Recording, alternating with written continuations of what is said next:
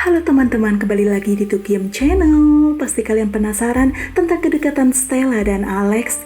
Langsung saja kita lanjutkan di part 7. Selamat mendengarkan. Getar ponsel Stella yang menunjukkan pesan masuk membuat Stella terbangun dari tidur. Stella menggeliat malas ala orang-orang bangun tidur sebelum melihat pesan masuk dari siapa yang membuatnya bangun. Stella memutar mata saat menerima balasan dari Alex.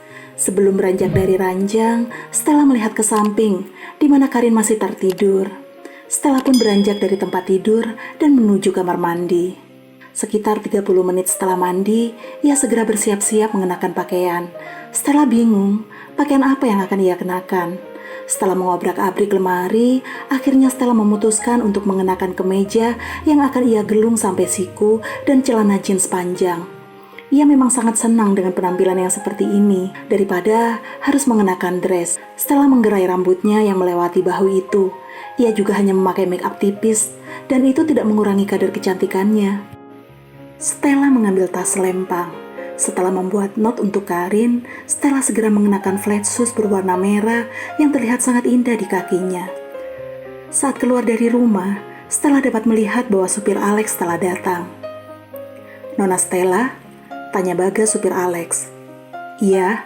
Segera Bagas membukakan pintu mobil bagian belakang. Setelah melawan kemacetan, akhirnya Stella sampai di depan lobi sebuah apartemen. Stella memutar mata saat turun dari mobil dan melihat apartemen yang ditempati Alex. Karena ia tahu mengapa Alex tinggal di sini. Bagaimana tidak, ini adalah salah satu apartemen milik Alex yang ia menangkan karena proposal Stella. "Apartemen Tuan berada di lantai teratas," ujar Bagas saat melihat Stella turun dari mobil tapi tidak bergerak untuk masuk apartemen.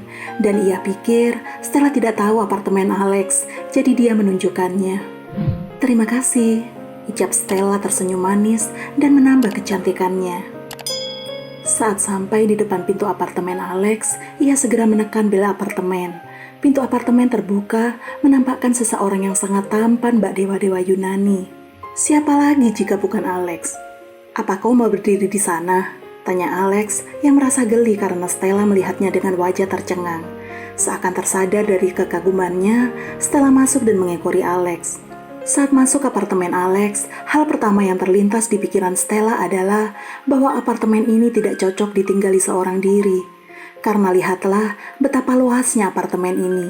Meski tidak salah jika Alex menempati apartemen seluas ini, karena pada kenyataannya, gedung ini saja sudah punya Alex. "Aku sudah membuat perjanjiannya," ujar Alex seraya memberikan map kepada Stella. Stella menerima map yang diberikan Alex. Tanpa bersuara, ia mulai membaca setiap isi perjanjian yang dibuat oleh pria itu. "Perjanjian ini hanya menguntungkan dirimu saja," ceracau Stella saat selesai membaca isi perjanjian itu. Bagaimana tidak, semua isi perjanjian memang hanya menguntungkan Alex.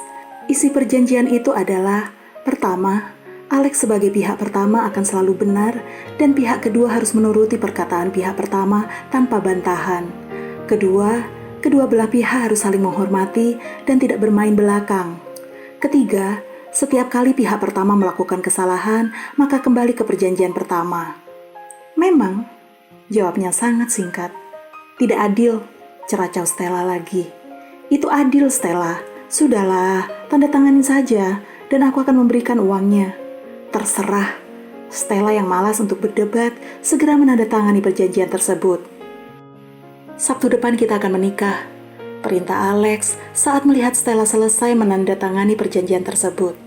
Alex harus mempercepat pernikahan ini sebelum Jessica kembali dari liburannya, dan Alex akan mengadakan pernikahan secara diam-diam. "Apa?" Mata coklat karamel itu membulat sempurna saat mendengar perkataan Alex. "Kita menikah Sabtu depan," perintah Alex lagi seraya memainkan tabletnya. Entah apa yang ada di tablet itu, tapi Alex nampak serius. "Tapi..." Belum sempat Stella menyelesaikan ucapannya, Alex menyela. "Ingat perjanjian pertama." Sekarang Stella hanya bisa bungkam sambil mengerucutkan bibir. Alex yang melirik Stella yang bertingkah kekanak-kanakan dengan mengerucutkan bibirnya, ingin sekali ia, sudahlah. Percayalah bahwa Stella memang tidak memiliki teman semasa sekolahnya. Selain ia adalah anak hasil dari hubungan gelap, ia juga bukan berasal dari keluarga terpandang. Ditambah lagi sepertinya Stella salah masuk sekolah, di mana rata-rata berisi mereka yang berasal dari keluarga terpandang. Stella masuk ke sekolah ini karena beasiswa yang ia dapat. Saat duduk seorang diri, segerombolan temannya mendekat dan salah satu di antara mereka berujar, "Mari berkelompok untuk tugas kimia," ucap salah satu gadis dari mereka yang Stella tahu bernama Claudia. Stella yang awalnya terkejut berpikir mungkin ini adalah awal ia mendapatkan seorang teman. Pasalnya, sebelum ini Stella selalu mengerjakan tugasnya seorang diri, entah itu tugas berkelompok ataupun tugas mandiri. Stella senang? Tentu saja, namun ia harus kembali menelan kebahagiaannya bulat-bulat saat menyadari bahwa ia hanya digunakan sebagai alat pencetak nilai bagi teman-temannya. Kini Stella harus benar-benar sadar bahwa tidak ada yang benar-benar tulus menerimanya selain ibunya. Stella yang meringis tiba-tiba mengejutkan Alex yang awalnya terfokus pada layar tabletnya. Pria itu berpindah posisi duduk menjadi berada di samping Stella yang masih meringis seraya menyentuh kepalanya. "Kau tidak apa-apa?" tanya Alex khawatir. Bukannya jawaban, hanya ringisan Stella yang seakan menjawab pertanyaannya. Inilah yang terjadi pada Stella setiap kali wanita itu mengingat masa lalunya. Dokter mengatakan bahwa Stella mengalami trauma akibat masa lalunya. Seberat itukah kehidupannya? Alex, yang merasa sangat khawatir melihat Stella seperti ini, langsung memeluk Stella. Alex terkejut saat Stella membalas pelukannya sangat erat. Bahkan Stella meremas t-shirt yang ia kenakan. "Apa perlu telepon dokter?" tanya Alex, dan ia merasakan basah di bagian dadanya. Apa Stella menangis? "Tidak perlu, biarkan saja. Nanti sakitnya akan hilang," ujar Stella sesenggukan. Sempat terlintas sakit apa yang diderita Stella, tapi wanita itu seakan bungkam dan tidak ingin siapapun mengetahuinya. Akhirnya, ia memilih diam dan membiarkan Stella, hingga ia merasakan bahwa Stella tertidur dalam pelukannya. Segera Alex menggendong Stella ala bridal style. Tanpa berpikir panjang, pria itu menidurkan Stella di ranjangnya. Saat berniat meninggalkan kamarnya, tangannya dicekal oleh Stella. "Tetap seperti ini saja," ucap Stella sambil terpejam. Stella merasakan ada seseorang yang memeluknya dari belakang. Ia segera memutar badannya untuk melihat siapa gerangan. Mata coklat karamel itu membulat sempurna saat menyadari siapa pemilik tangan kokoh yang memeluknya. Ia ingin berteriak, tapi jantungnya berdegup kencang dan lidahnya terasa keluh. "Kau sudah bangun?" Jantung Stella langsung berdegup kencang, mendengar suara serak khas orang bangun tidur milik Alex yang terdengar, seksi. "Apa yang kau lakukan?" tanya Stella gugup karena jantungnya semakin berdegup kencang. "Tidur," jawab Alex singkat, masih dengan mata terpejam, tidak menghiraukan pertanyaan Stella. "Kau mencari kesempatan dalam kesempitan," ujar Stella, berusaha untuk melepaskan tangan kokoh milik Alex. Namun yang Stella lakukan sia-sia. Semakin ia ingin melepaskan diri, semakin erat pelukan Alex. "Aku tidak mencari kesempatan. Kau saja yang mencekal tanganku erat dan gak mau lepas," ucap Alex masih dengan mata terpejam seperti enggan untuk terbangun dari tidurnya. Seharusnya Stella sadar bahwa ia telah menyerahkan dirinya pada Alex dengan sejumlah uang, dan yang dilakukan Alex sekarang adalah haknya. Stella tidak meronta lagi selama beberapa menit hingga perutnya berdemo. Jangan lupakan bahwa Stella memang belum memakan apapun. Pipi Stella memanas saat menyadari bahwa perutnya berdemo di depan pria yang notabene calon suaminya, dan ia yakin Alex mendengar suara perutnya.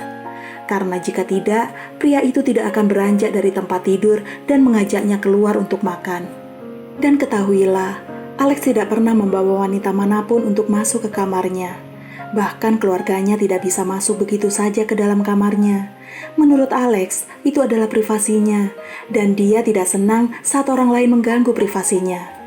Dan Stella adalah wanita dan orang pertama yang masuk begitu saja ke dalam teritorialnya. Alex juga tidak tahu bagaimana ia bisa membawa Stella ke dalam kamarnya. Alex membawanya ke arah dapur, di mana lagi-lagi area itu membuat Stella tercengang karena keluasannya. "Kau bisa masak, bukan?" Tanpa menunggu jawaban dari Stella, pria itu pergi meninggalkan Stella sendirian di dapur. Mengerti akan maksud Alex, langsung saja ia melaksanakan tugasnya. Dasar tukang perintah, gerutu Stella, dan tetap melakukan tugasnya. Dan kembali, Stella dibuat tercengang saat menyadari dapur Alex sangat lengkap. Wow, akhirnya selesai juga di part 7 ini. Gimana ceritanya? Sweet? Deg-degan? Atau makin penasaran? Ikutin terus di part selanjutnya hanya di Tukin Channel. Bye-bye!